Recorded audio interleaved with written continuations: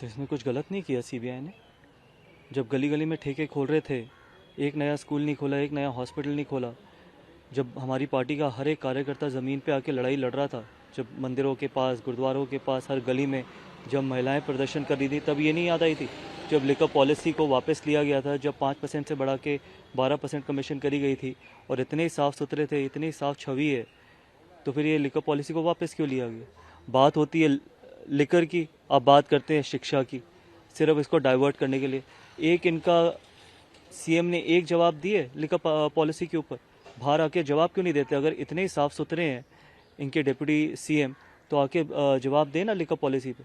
हम बात कर रहे हैं लिकर की, बात कर रहे हैं एजुकेशन की, और एजुकेशन की भी अगर आप बात करो तो क्या किया एजुकेशन में, ये तो बताइए।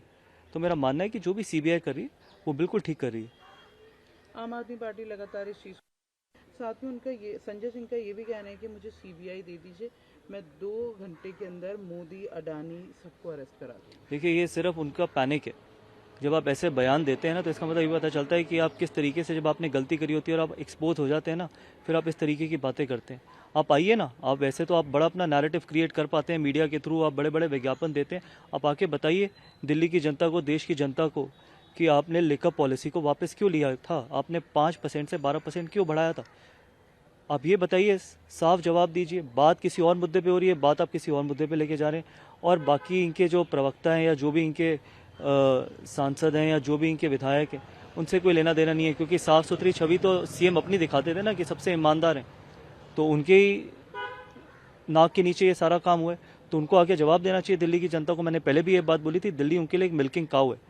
और ये जो सारी लिकर पॉलिसी का ये जो बनाई गई थी, ये सिर्फ पंजाब का इलेक्शन लड़ने के लिए बनाई गई थी। यहाँ से पैसे वसूल करो, पंजाब में इलेक्शन लड़ो, खालिस्तानियों की मदद से इलेक्शन लड़ो, और कोई भी चीज़ नहीं थी। एक मिल्किंग काउ बन के रह गई है।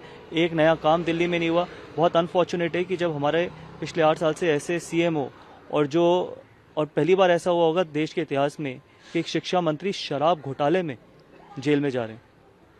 मनीष सिसोदिया जाइए, बिल्कुल आपके पास हक है, आप सुप्रीम कोर्ट जा सकते हैं।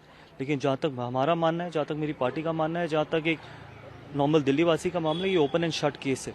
इसमें क्योंकि इंसान अगर इतना साफ सुथरा होता है तो उसको लिकर पॉलिसी वापस लेने की ज़रूरत नहीं पड़ती। अगर आपकी लिकर पॉलिसी में कोई भी डिस्क्रिपेंसी नहीं होती तो आप वो लिकर पॉलिसी वापस नहीं लेते। क्योंकि आपने गलती करी थी, आप एक्सपोज हो गए थे, आपके पास कोई रास्ता नहीं था, इसलिए आपने ये लिकर पॉलिसी वापस ली। इसलिए आप इस तरीके के प्रदर्शन कर रहे हैं, इसलिए आप नैरेटिव क्रिएट करने की कोशिश कर रहे हैं, और कैसे कैसे बयान दे रहे हैं कि दिल्ली के बच्चे आप पढ़िए। ये इमोशनल करने का टाइम नहीं। आपने पूरी ज़िंदगी पिछले 8 साल सिर्फ दिल्ली की जनता को इमोशनल किया है, पहले मुख्यमंत्री ने, अब उनके बाकी नेताओं ने। इमोशनल होने का टाइम नहीं है, सच बताने का टाइम है। आप एक्सपोज हो चुके हैं और अब आपके पास, मेरे को नहीं लगता कि कोई भी रास्ता है, और जहां आपको जाना चाहिए वहीं आप जाएंगे।